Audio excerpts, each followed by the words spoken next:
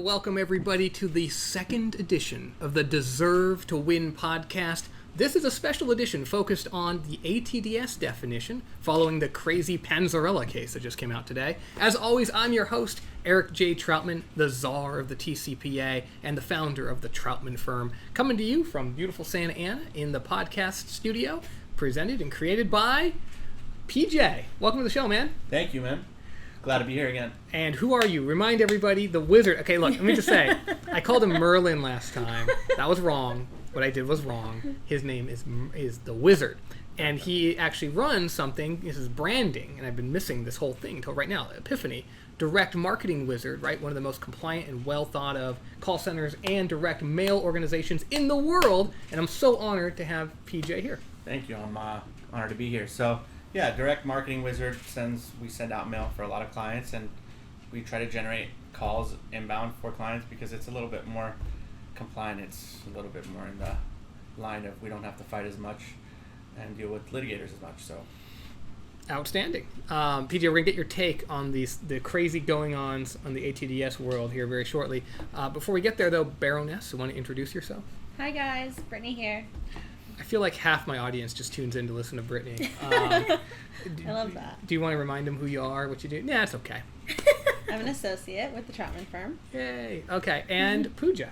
Hi guys, Queenie here, General Counsel of Digital Thrive. Everybody knows who you are. Yeah. At some point you became more famous than me, and frankly I don't like it. I don't like it at all. All right, so let's get to business, folks. Big news today. It's on the blog. Of course, you're not going to see this for a few days afterwards, but Panzarella just came out, the Third Circuit Court of Appeal decision that, again, somehow manages to turn the TCPA world over on its head, and this huge change in the ATDS landscape that we thought we finally figured out after Facebook, and no, boom, here, this is my lion, on its head, dead, right? That was a big boom.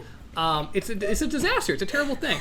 So, look, let's level set, and then we're going to talk about some other cases here, but I want to level set. First, Facebook, okay? Hopefully you guys all have this memorized by now, that after Facebook, right, an ATDS is a system that uses a random or sequential number generator, which I call an ROSNG. So if you hear ROSNG today, what we're talking about is a random or sequential number generator. Facebook says if you're using an ROSNG to store or produce telephone numbers to be dialed, then that system is an ATDS. And of course, we know the word produce means to generate. So if you're using an ROSNG to generate a phone number, that is the use of an ATDS. But that word store is in there. Don't lose track of that, right? To store or produce. And so you have to ask yourself, how do you store a telephone number using an ROSNG? And of course, Facebook footnote 7 tells us that one way you can do that is if you're using an ROSNG to determine the sequence in which you are dialing. Pause. Guess who our guest is today? Dan Greenwell, Innovator of the Year, who created Safe Select, the first system, at least that I'm aware of, that assures that a human being determines the sequence in which numbers are dialed to neutralize the risk created by Facebook's footnote 7. Isn't that remarkable? Look at that. So I'm super excited to have Dan here. We're going to talk to him after we complete breaking down the cases. I'm really excited. But before we get there, of course, Facebook, okay, so we've broken down Facebook. We understand Facebook. We know that there's still a bunch of district court decisions going back and forth. And why don't we talk about a couple of recent district court decisions under Facebook, actually, before we get to Panzarella. Baroness, can you tell me about this recent Red Robin case? Great burgers, by the way, but also pretty good ATDS decisions, I think. Yeah. So the case Mina versus Red Robins out of the District Court of Colorado, the plaintiff filed suit for violations under the TCPA. It's generally how these things go. Yeah. And just wanted to give the people a background. They needed that, yeah. So plaintiff alleges that Red Robin sent text messages through use of an ATDS. However, the court held that only systems that generate or randomly dial numbers were an ATDS. So Red Robins was off the hook. Off the hook. I see what you did there. Yeah, so it's a good win from Red Robin, right? The court there focusing on the use of a random telephone number generator, right? That was kind of the core finding in Mina, which was very interesting. The district court said, look, it was like a quote, I am not convinced that Facebook says that the generation of any old number matters. In the minor court's decision making, only the creation of a telephone number using a randomizer or a number generator is going to qualify as an ATDS after Facebook. It's an interesting ruling. Yeah. I'm not sure that I agree. I was going to say that this case was similar to one that Pooja just blogged about, the Treasure Island case. So it's interesting to see how different courts are interpreting the use of an ATDS post-Facebook. So that's a great breakdown, Baroness. Fantastic stuff. And you're right. Pooja did just do a blog on this. So Pooja, can you fill us in? What happened to that Treasure Island case? Yeah, so in Treasure Island, plaintiff enters the Treasure Island Hotel and she receives a text message from an AI text bot called Ivy. And Ivy sends a text message, and plaintiff sues for violations of the TCPA and alleges that Ivy is both a pre-recorded voice and an ATDS. Now, ignoring half of Facebook, the Nevada court rules that Ivy was not an ATDS because it did not generate random or sequential numbers. It completely overlooked the storage production part that Facebook addressed, and it came to the right conclusion, in my opinion, that Ivy was not an ATDS. However, very different analysis than what the Facebook approach was. Yeah, so AI text bot, not an ATDS. Who could have seen that coming? Oh, wait, this guy.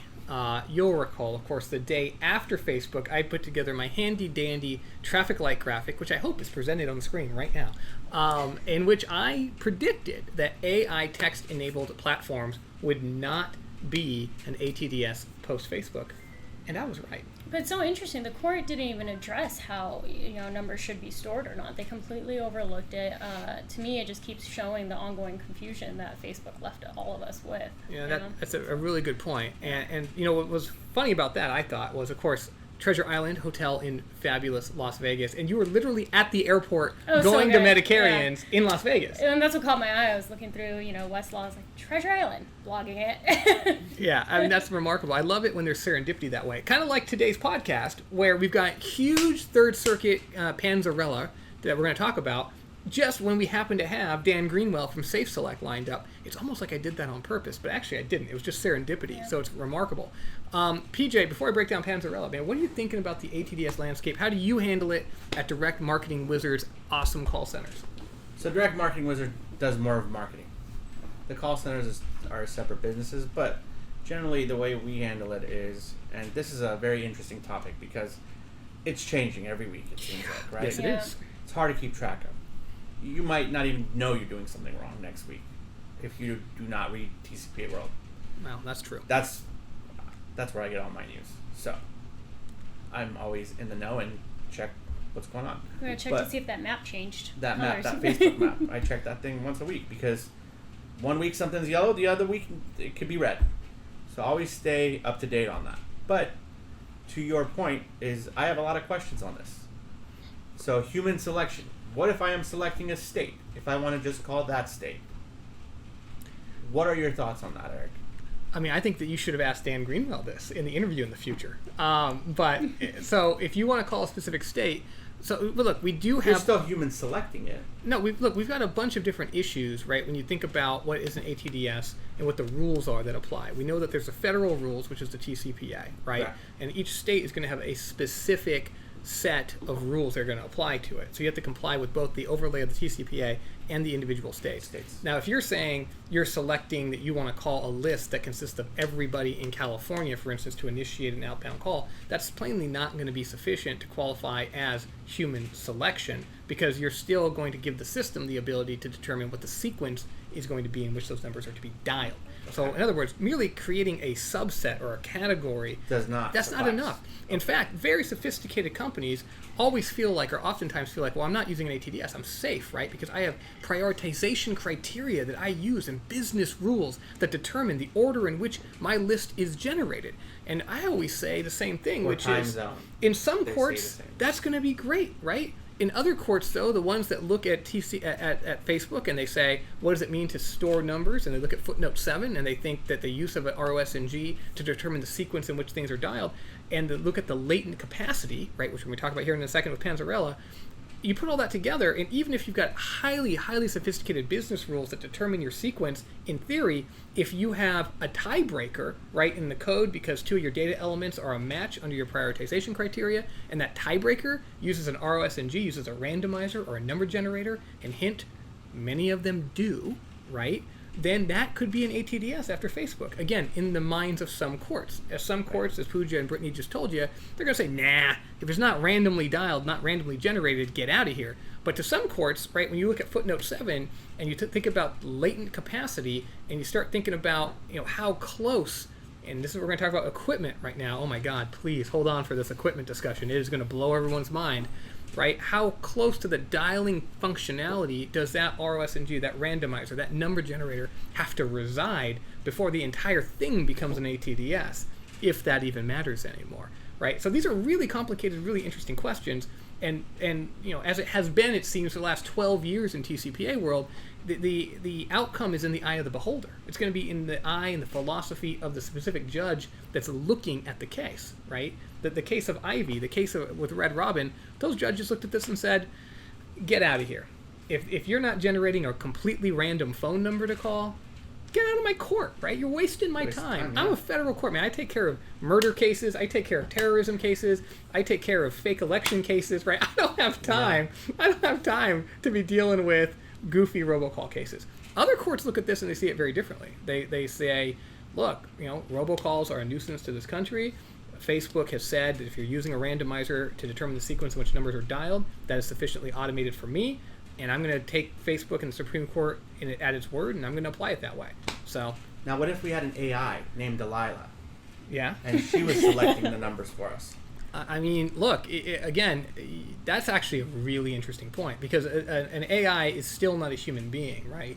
And is the AI ultimately using a randomizer or a number generator, or is it not? So under state, right, under Florida, okay, that's definitely going to be an auto dialer, because it's automatic, right? Under the federal rules, you have to dive really deep. Is Delilah conscious? Has she obtained consciousness? If she has, then she might be viewed as an entity, and if she's an entity, then there's no randomizer or algorithm being used to make these calls. But assuming that she's merely a figment of our imagination, that is to say, consciousness is merely an illusion, which it might be for all of us as well, then what we're really talking about is a computer program. If you're talking about a computer program, you're likely to have a randomizer in there. Again, you can scrub this out if you're very sophisticated, and I help people to do this, by the way. You get those randomizers out, you get those number generators out, you get those, that Java rand paren, you pull that stuff out, right? And then you can have a Delilah, who in theory is a deterministic animal, just like we all are, maybe. And then, what happens? Then you're not an ATDS. Maybe we'll talk about Delilah at a later time. Okay. Anything else, PJ? No. That was a fascinating discussion. We got into some hot topic issues there. All right, so let's finally talk about the thing that we should be talking about, which is Panzarella. Last week we talked about Bedoya. This week we talk about Panzarella. I don't know why we have to deal with such names. Terrible names. But unfortunately, Panzarella is a name that we're going to hear about for a long time. So here's what happened. Actually, let's back up. Look, you guys all know I like to put things in historical context. So you have to understand, in TCPA world, since 2009, that is now 13 years ago, the only thing that has mattered in an ATDS case is whether or not you're using an ATDS, right? If you're using an ATDS to make a call, if your system qualifies as an ATDS, then you have consent or you don't have consent, but the outcome of whether or not you're using regulated technology turns on whether or not your system is an ATDS. And looking at the definition of what an ATDS is, right, a system equipment with the capacity, right, to dial, with the capacity to store or produce telephone numbers to be dialed utilizing an ROSNG. We had this huge fight, years and years of fighting over the word capacity, right? What is the capacity of the system? Because that would be outcome determinative. If your capacity definition was extremely broad, like the FCC's was in the omnibus ruling from July 10 back in 2015, remember footnote 63, that converted essentially every single software-enabled dialing device in the country, including this, into an ATDS because they all had the capacity, right, now or in the future, to be an auto dialer. That is to say, to have that ROSNG, because software is inherently flexible and can always be updated and upgraded. right? So that was one extreme, and of course, the other extreme would be a system that or a court that looks at it and says, no, you have to have the present capacity right now to actually be randomly generating these telephone numbers, like we saw in the Mina case with Red Robin, right? So we saw these extreme fluctuations, these extreme, just really like extremely important life or death decisions turning on the word's capacity and on the definition and functionalities that are required. And then along comes the Third Circuit and says, nah, y'all have been thinking about this wrong the whole time. Sure, we've got thousands of cases analyzing ATDS under this paradigm. Sure, it's gone to the Supreme Court. Sure, we've got dozens of appellate court decisions analyzing the issue. Sure, Eric Troutman has a blog where he has spent literally 1,000 hours of his life analyzing all of this for everybody's benefit, but yeah, who cares? You all are wrong. We, the Third Circuit, have decided that it doesn't matter if your system is an ATDS or not. Your system can be an ATDS, and if you use an ATDS to make the outbound call, you're still not liable unless you're actually using the functionalities that make the system an ATDS. Now that might not sound stunning, so let me sum it up in a sentence.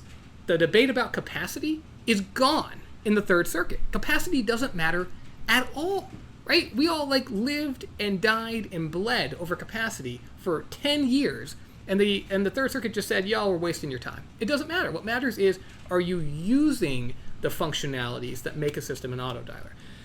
Now, I really have to explain the backstory here so you really kind of get it, all right? Because Navient is the defendant in this case, and they got their butts kicked. I mean, in theory. And then they ended up winning. I mean, this guy, Dave Mitchell, who's the plaintiff's lawyer, he's a nice guy, right? But he's not the guy that you think is going to take down Navient in a case like this.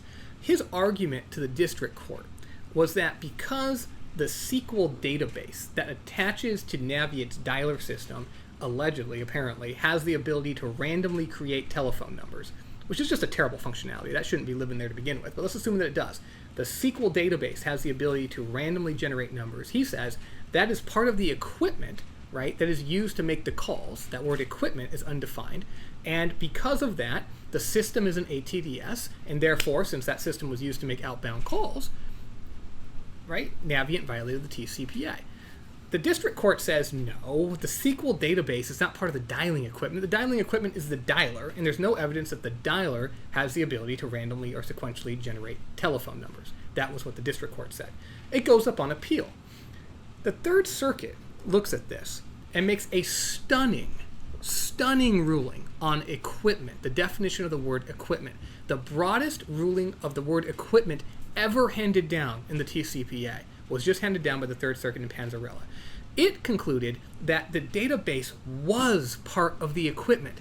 That means every single one of you who is listening to me, who uses a dialer that integrates with a CRM or with any other database, including any SQL database, you now have to be asking yourself, not just does your dialer meet the criteria for an ATDS, but does that database have those functionalities as well? That's the first time any court has ever said that.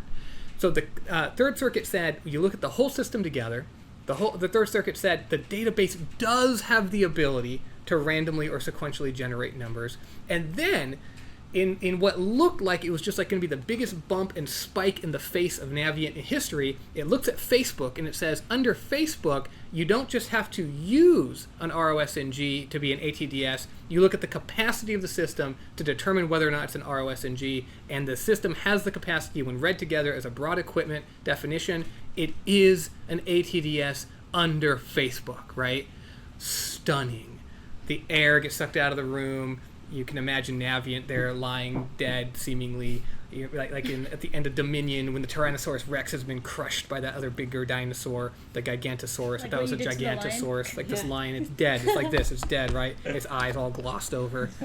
It's dead. And then all of a sudden, it zooms in, and its eye starts to open up, right? And you know, oh, it's still alive. Right? And so then the Third Circuit, seemingly with Navient dead, Navient gets back up, and the Third Circuit says, just because they used an ATDS to make the call doesn't matter, though, guys. I mean, come on. What matters is whether or not the functionality that made it an ATDS, that creation of the random or sequential number generator to create the phone number, was that used. Again, stunning because since 2009, no court has ever held that. Now, I was present in 2018 at the oral argument in front of the D.C. Circuit Court of Appeal in the ACA International challenge to the FCC's omnibus ruling. And Chief Justice Edwards, I'll never forget, asks, it was Shai Dvoretsky was arguing on behalf of ACA International, and I want to say it wasn't Clement, it was Novak. Counsel Novak was arguing on behalf of the FCC, and Chief Judge Edwards looks down at both counsel, extremely experienced attorneys. I have a great deal of respect for both of them, and says, why does this even matter, this debate over capacity? Doesn't the TCPA only apply if you're using the functionality? And both advocates look up and kind of, in a as respectful as they could, but in a smirking kind of way, say, no, Judge, what the hell are you talking about? What matters is the capacity of the system. Because that is how they had been steeped. That's how anyone that follows the TCPA has been steeped since 2009. And so when you look at the ACA ruling, there's like a 2 or 3 liners, a complete dicta, where essentially the court's just talking to itself. We don't really know why this even matters because it seems like use of the ATDS functionality should be what matters, but that's not before us, so let's address what is before us, right? And that was Judge Srinivasan who wrote that opinion, a fantastic judge. And so, so you've got these kind of whimsical remarks in that ruling that never became a binding precedent, have never been picked up anywhere, and guess where they show up? Is in the Third Circuit Court of Appeals Panzarella decision, right? They quote at length from Srinivasan's opinion in ACA International, again, just kind of wondering aloud, wouldn't it be funny if the TCPA only applied to systems where the ATDS functionality was actually being used, regardless of whether or not the capacity to be an ATDS exists in that system? Which is common sense, right? From a certain perspective, that is common sense, but that's not what the statute says. What the statute says is, you shall not use an ATDS to make this call. An ATDS is defined as a system with the capacity to do X, Y, and Z. Nowhere in the statute does it say you can't use an ATDS if you're using the functionalities of an ATDS. It says, yeah, thou shalt not use an ATDS, period. So that was why Counsel Dvoretsky and Counsel Novak stared so blankly at Chief Judge Edwards that day and said, what the hell are you talking about? But the Third Circuit, they have absolutely taken this and they've gone all the way with it. So in the Third Circuit Court of Appeal footprint, there is no longer a focus on capacity. Now, this should be a good thing, right? Why do I seem worried? Why do I call this Pandora's box? Well, I'll tell you. I love this capacity thing, in theory. But as I just laid out, I don't think other courts are going to adopt it. And more importantly, the Ninth Circuit Court of Appeal has already said, nope, that is not the way we interpret the statute. So courts within the Ninth Circuit's footprint can't follow that portion of Panzarella. But guess what everyone can follow if they choose to? The extremely broad equipment definition. So this is the first time any court of appeal has ever interpreted the phrase equipment in the TCPA, ever. And guess what the plaintiff's bar is now going to be arguing all across the country is the rule of interpretation, the Panzarella equipment definition. So whereas the defense bar wants to jump on and will want to jump on and will and should jump on capacity's dead after Panzarella, I think there's going to be very limited uptake of that at the district court level. In some places it will catch fire, maybe in the Fifth Circuit footprint, but in the Ninth Circuit it's going nowhere. Right? In the Second Circuit, I don't know. In the Seventh Circuit, maybe it catches on, right? So you can imagine going back to the map, right? You're going to see this map again, just like pre-Facebook. You're going to see this map of, is capacity dead? Does capacity matter? The Ninth Circuit, we know capacity is still going to matter.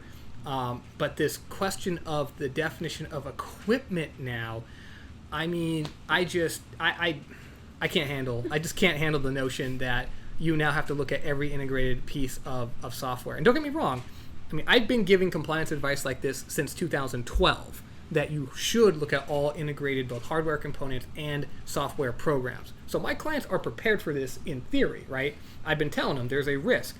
But to see it now in black and white and to recognize how SQL has these capabilities, how Excel spreadsheets have these capabilities, and you just sit back and you think, oh, this is Pandora's box. This is absolutely Pandora's box. There's no limit now to what an ATDS may or may not be. And that's why I'm so freaked out about this.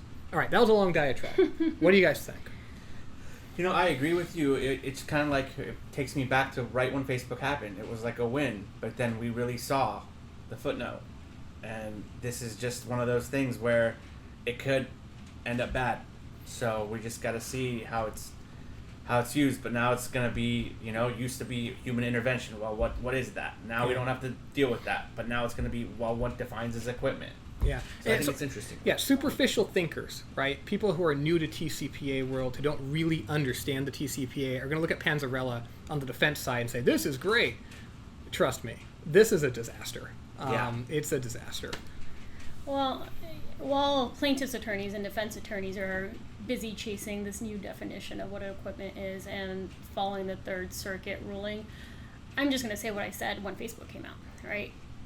That's why consent matters, right? I'm sitting here chasing consent while other folks are arguing what the definition of ATDS is and what they should use. I don't care what you're using. Get consent, right? The whole purpose of the TCPA was to prevent consumers from being robocalled and being harassed by calls, right? And if you're getting their consent, they already want to be reached out to you, right? So they're not necessarily being harassed, right? So that's where I always take it back. I'm just continuously chasing consent. While these ATDS cases are interesting, sure enough, obviously it matters, but to me, Facebook, this new case, it doesn't really matter because it's just all about consent to me. That's what I advise, Yeah, but folks. in the world, though, where sometimes consent is hard to come by, meaning you might even think you have consent, but after Berman, right, some of those disclosures aren't going to be enforceable that you thought were enforceable.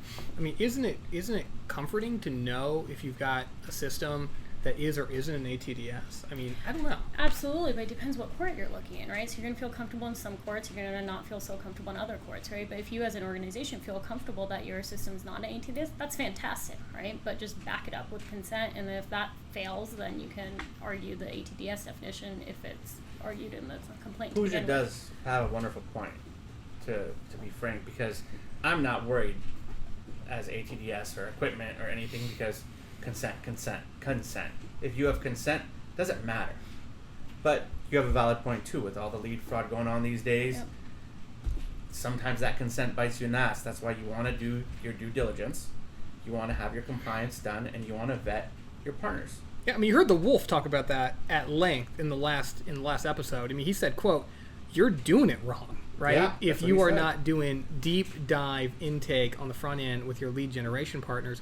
And look, and I can kick fraud around 100 times. I have, and I will again before this podcast ends. But I mean, I'm more concerned about Berman, right? I'm more concerned about the fact that there's no standards in this industry, none. I know some people think that there's standards, but there's not real granular standards where you know how big is the right size and what color font it has to be and where it has to be placed, right? Those standards don't exist, and so you might think that you have consent. You might think your disclosure is just right, that it meets all the practical requirements to be an enforceable agreement, only to find out that the bar gets moved on you because Berman comes out or some other court makes a decision that, it has to be above the button, or it has to be a little bit bigger than your font is, or, this is gray, charcoal, and it needs to be, black. I mean, these are things that are very problematic for people. And the Ninth Circuit in Berman, like we talked about last time, it showed no deference, none, zero. It did not care if the website provider or the lead buyer thought that it was consent, thought it was valid, had legitimate arguments, had good case law on their side. It didn't care, right? And so that's why I get very concerned when, on the one hand, you've got no safety that your consent is going to be valid. On the other hand, the ATDS definition just keeps shifting in a way that kind of leaves you cold. And here I am, right? I'm supposed to be this big expert. I'm supposed to keep people safe. Like, that's what I think. I wake up every day as the czar, and I think, I got to keep my people safe. And when I see something like Panzarella, I just go, my goodness, my goodness. And, again, I want to blame the court, but to a certain degree, I wonder what the defense counsel was arguing. I wonder how it got to be this way when this really should have been a no-brainer issue, in my opinion. But here we are with yet another monumental change to the TCPAWorld landscape. But there's one guy out there that seems to see everything coming even before I do, and that's our Innovator of the Year in TCPAWorld, Dan Greenwell, the mind behind the Safe Select product, and we'll be talking to him very shortly through the power of the Troutman firm. And now, through the power of the Troutman firm, I'm really exceptionally excited to bring you, I don't know, maybe the innovator of the year in TCPA world, Dan Greenwell, who helps to run customer dynamics, better known as the mind behind SafeSelect, the very first human selection ATDS, I guess I should say non-ATDS, on the market. Dan, welcome to the show. Great to have you. Well, thanks, Eric, and thanks to everyone on the show, Brittany, Pooja, and PJ. Thanks a lot for having me. Yeah, no, Dan, we're really excited, and we're glad that you accepted our invitation, because I have to tell you, as I just teed you up, I really think you're one of the most exceptional innovators of the year, because you dreamed up, it seems to me like you basically dreamed up the concept of a human selection dialer, and you must be busy, because it just keeps getting more and more important to have this kind of technology. Well, I mean, as I read your blog every day, yes, it's ATDS and human sequence selection and the litigation that's going on. It is very busy, right? It's exciting. It's very exciting, busy. But really, the background of the company is we were an outbound dialing system primarily for consented, and we had some of our largest customers come to us saying, "Look, compliance is going to be more important as we go along." And we started working with them. We started saying, okay, let's look at all of the laws out there, look at the case studies, let's see what's out there. What is the ATDS definition? What might change? And how do we play part of that? So and we knew the states were coming up with some new legislation. How do we have something that we can be compliant with the ATDS, with the all the ATDS rules, the new state rules, FDCPA, all of them, and started putting it together with customers, some of our large customers, saying, we want a product that really is what we call future-proof. How do we future-proof for compliance changes, law changes, case law changes, circuit court rulings? How do we make sure we have a product that's future-proof for compliance, both for state and federal purposes? And that's what we set out to do. And really, it came up with, I think the key thing is the human sequence selection. Avoid that. Some courts may approve it, some may not. The state laws, as we know now, we saw that coming. We saw that was going to be problematic in the future. And how do we make that future-proof so that we can do it jurisdiction by jurisdiction, set up campaigns and execute those campaigns all across the country and feel safe in the process doing it? So, we're, sometimes you get lucky, Eric, and maybe this is one of those cases. I was just going to say, like, literally, my next question was going to be, did you just fall out of the lucky tree and hit every single branch? I mean, look, so we're going to talk about the technology here in a second, but let's just level set this, because when you designed SafeSelect, it was right after Facebook, right? You looked at Facebook, I think, brilliantly recognized that footnote 6 took away click-to-dial, right? Human intervention in isolation was no longer going to matter. You saw that coming. So you built in human selection, we'll talk about that in a second, to defeat the ROSNG issue. But you couldn't really have seen Florida coming, right? I mean, did you? It's remarkable. No, I can tell you, we had enough market intelligence and understanding of what we thought was going to happen in Florida. Did we know exactly what was going to happen? No. Did we have an idea that's going to be more restrictive than the TCPA? Yes. And hey, as I say, sometimes you get lucky, but sometimes you make your own luck, and that's what we've tried to do. The key for us was, how do we help clients?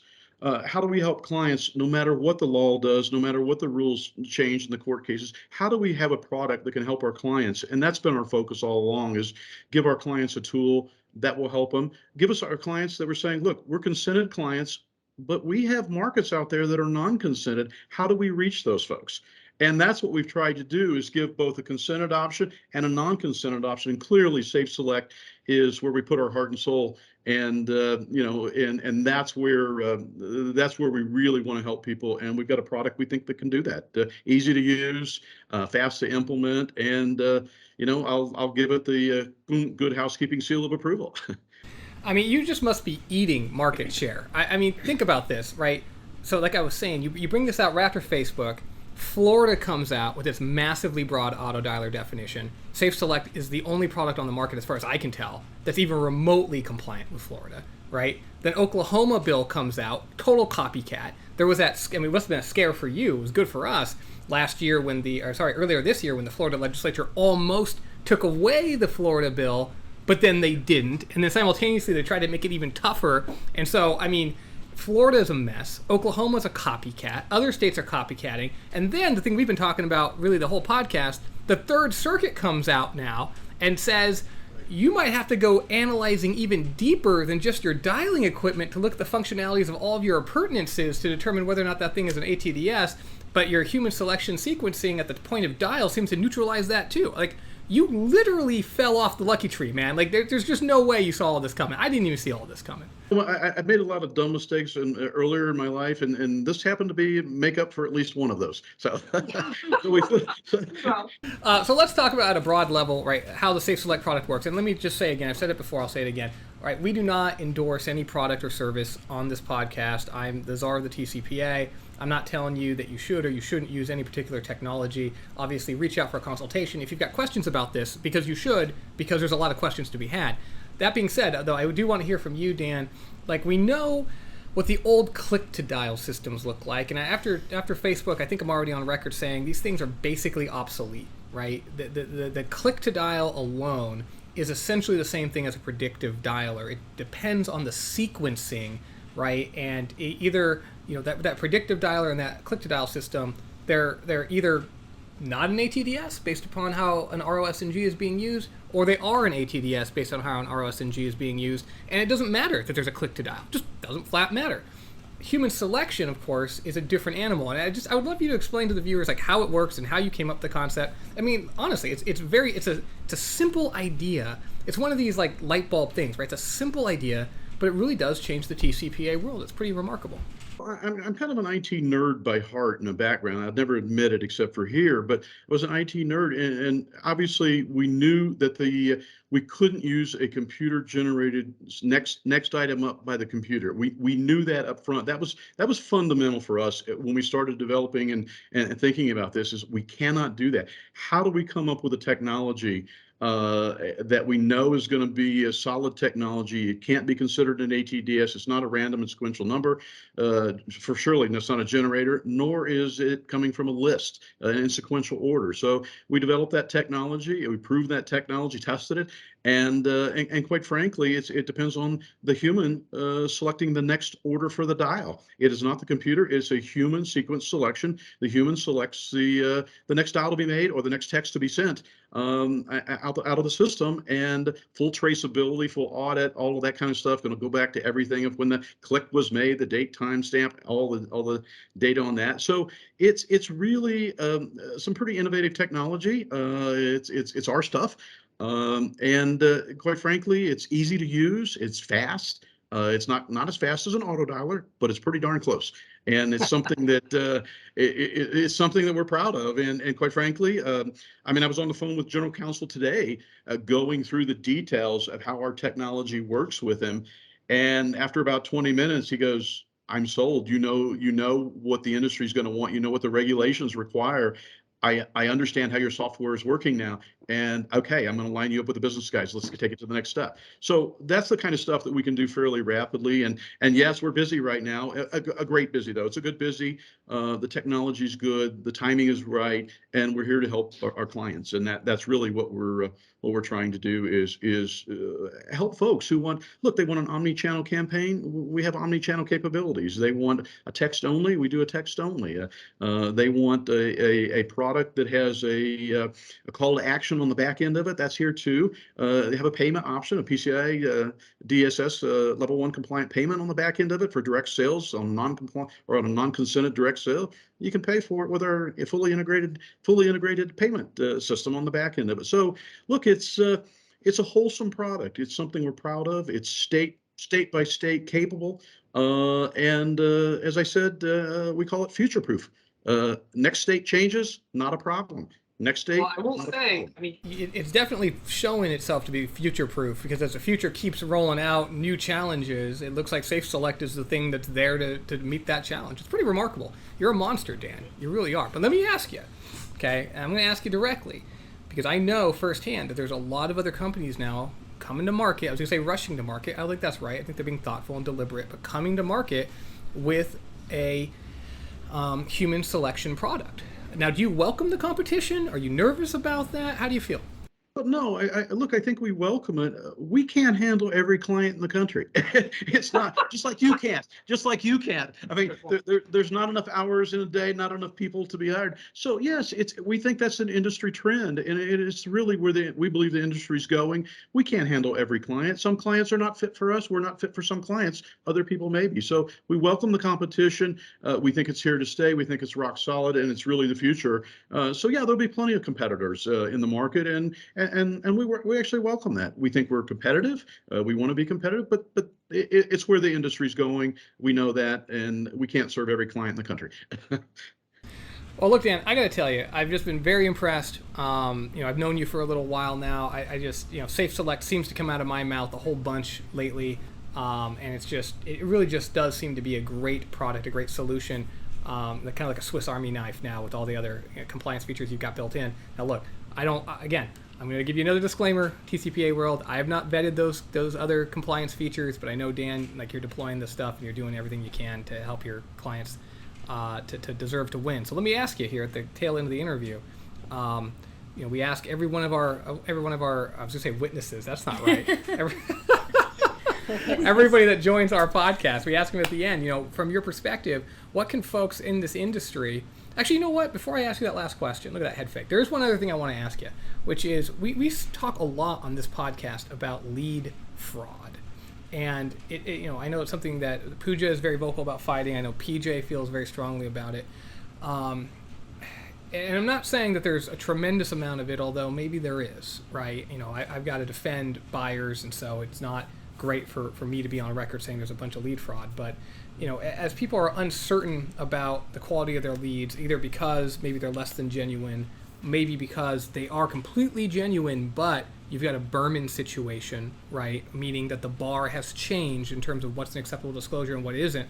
How is Safe Select, how are you helping to meet the market demand for safety on folks that are buying leads and operating call centers? Well, look, if you really want to be completely safe, use the human intervention system of Safe Select and send those contacts out through that. I mean, we have customers who are saying, I think this list is pretty good, but maybe it's a gray list, or this one's a little bit stale. I'm at 120 days. What do you think we should do? And I'm not legal advice, but guys. Look, it's as I said, it's a very efficient system. You can run those through Safe Select on a non-consented call, and you're going to be safe. It's human sequence selection, non-ATDS, and I think that's probably the best case for everybody. We have customers that want to say, hey, I run these series of contacts through Safe Select. I run these others through my, I got an EBR relationship, and I don't need to run those through that. But if I want to do something else, I can send those through Safe Select. So that's what we're telling clients, and that's what we're telling them, that look, this is the best way to do it for your protection. But ultimately, it's their choice how they want to do it. But that's what we would recommend. The lead fraud is becoming a bigger issue, and that's why we're getting people calling more and more, asking, how do I ensure that I'm doing the best possible job to protect from that, or the best possible avenue to protect from that, and that's what that's coming out right and left. Every day we talk to people. That's really, really coming out. Well, I appreciate you, Dan. You know what? I realize my co-host may have some questions for you. PJ, Pooja, Brittany, anything you want to ask Dan? I'm curious. Does your system have the capability to scrub against the national DNC? Is that built in? Oh, sure. That's built in national. I mean, if you have your internal do not call list, we can load that right in. We have features to load those. If you have 4 or 5 internal lists, we can load those in. We can load into, full interface, built-in interface with DNC.com.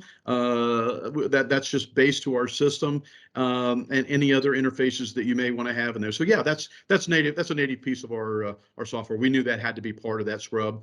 Just like curfews and just like the other features and functions of an outbound dialing system. So that is built in just natively. Yeah. Anything else? No more questions under this deposition? Is that what this was? I think you've passed the test, Dan. So look, man, thank you again. You've been a fantastic, not a witness, a fantastic guest, and thank you so much for being here. So I'm going to ask you at the end, this is what we do every time. How can folks in the TCPA world, in your view, deserve to win? By making sure they have a robust compliance program to make sure that people that are running their operations understand the importance of compliance. It's not a cost, it's really a benefit to you, and use good quality products and good quality procedures and good quality counsel for that matter. So that's if they want to deserve to win, that's what you have to do. All right, well said, Dan. Thank you so much, everybody. Dan Greenwell, Innovator of the Year in TCPA World. Thanks for being on the show. Thanks, Dan. Well, I don't know about you, but I just thought that was fantastic. I love Dan Greenwell. That guy is so understated. Could you imagine like being a genius? Well, actually, I guess I could. But here's what I can't imagine: being humble, right? Like carrying that much intellectual firepower around, and still, I mean, you kind of saw him. He had that like nice folksy disposition, like, oh shucks, I don't know, I just somehow broke the world with innovative technology that's literally keeping people safe every day. I don't know. If I were him, I'd be out there crowing and screaming from the top of my lungs. Big surprise. But I'm really curious about everyone's thoughts. Let's start with you, Baroness. What did you think about this Dan Greenwell character? No, I thought his interview went really good.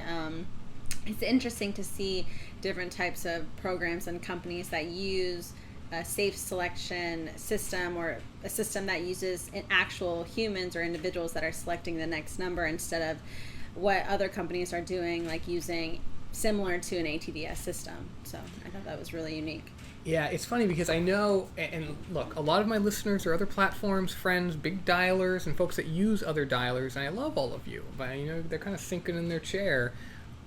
Look, I mean, you heard him, right? He's welcoming competition. Like, he understands this market is massive. It is massive. Everyone listening to the sound of my voice, and we know that TCPA World alone has just hundreds and hundreds of thousands of people that are checking in with us all the time. So the following here is incredible. The market is incredible. And I agree. I mean, the fact that he dreamt this up, and this seems to be the future, and everyone's kind of following his path, I mean, it's pretty neat. PJ, what'd you think, man? I thought it was interesting. You know, I hadn't heard of Safe Select till today. Surprisingly. Really? Yeah, surprisingly. And The Wizard wasn't aware. Yeah, no, we do a lot of internal stuff. So a lot of the platforms we run are internal based or custom. And they've always been that way, or a modified version of something at least. But I think for a product that's out there that doesn't need to be developed or customized, it looks like he's got the Swiss Army knife of dialing platform. It's true. You did talk about proprietary nature of your systems earlier. I guess I should have put two and two together, that you wouldn't really be thinking about an out-of-the-box solution like Safe Select. And look, and I'm on record already saying proprietary is great, but if you're doing proprietary, right, if you're not going to use human selection, you got to make sure you have all those consents lined up, which I know that you do. Pooja, thoughts?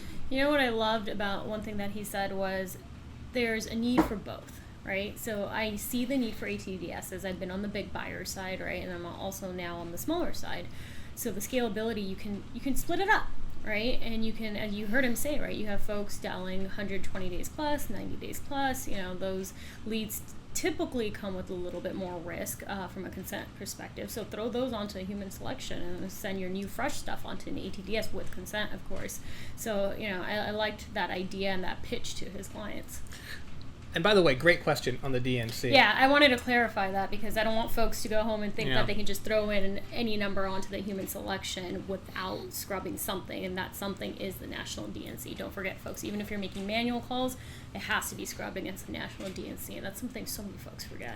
Yeah, so look, the one thing I will say as we close out the podcast is, even as I am quick to throw the guy a parade, because he is the innovator of the year, and I'm very proud that he came on the podcast and talked about his invention. And it's an invention, right? It's like a light bulb or something.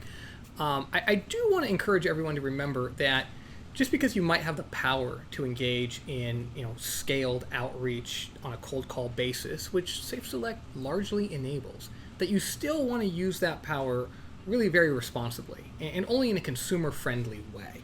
Right, and I know it's one of the questions I wish I had asked Dan that I didn't ask Dan, which is, what are the use cases that his clients are using, right? And I'm sure he would tell you that he's not, I mean, at least I hope it's true, he's not saying, put the phone book into Safe Select and just start hitting people at random. I mean, technically you could do that, and it would be legal so long as you're scrubbing the DNC, most likely, but you shouldn't do that, right? And I think what Dan's actually empowering people to do is to operate safely in the TCPA world that is so unclear. I mean, you heard us talk about it. Things just keep changing just randomly. This Third Circuit decision, like we talked about all day today, it's just insanity the way things keep shifting. And even a guy like me, I'm a pretty smart guy. I dedicate my entire career to following this stuff and sharing this information. I didn't see that decision coming, as I told you earlier today.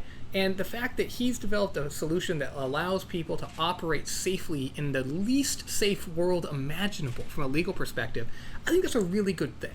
I mean, look, I'm not ready to give him a Nobel Prize or anything, but really in terms of like helping people to sleep well at night, I think it's a great solution. But all I would say at the end is, as the czar always does, use it responsibly, right? Use it as a tool to help defeat the fraudsters, right? Or to defeat shifts in the law where you think you have consent, but maybe you end up not having consent, or shifts in the law where you think you're not using an ATDS, but then you are using an ATDS, right? Use it for those purposes, to protect yourself in litigation, to help yourself from a compliance standpoint, to stand out from your peers as a good actor looking to treat customers right. Don't use it to just blast people, all right? Deal? Deal. Thank you so much for attending our second edition of the Deserve to Win podcast. We hope that you really enjoyed it. I've never said this stuff before, but I'm going to tell you, it would really help me out if you followed our YouTube channel, the Troutman Firm, if you gave us a like, if you shared this on social media. We put a lot of effort into this, right?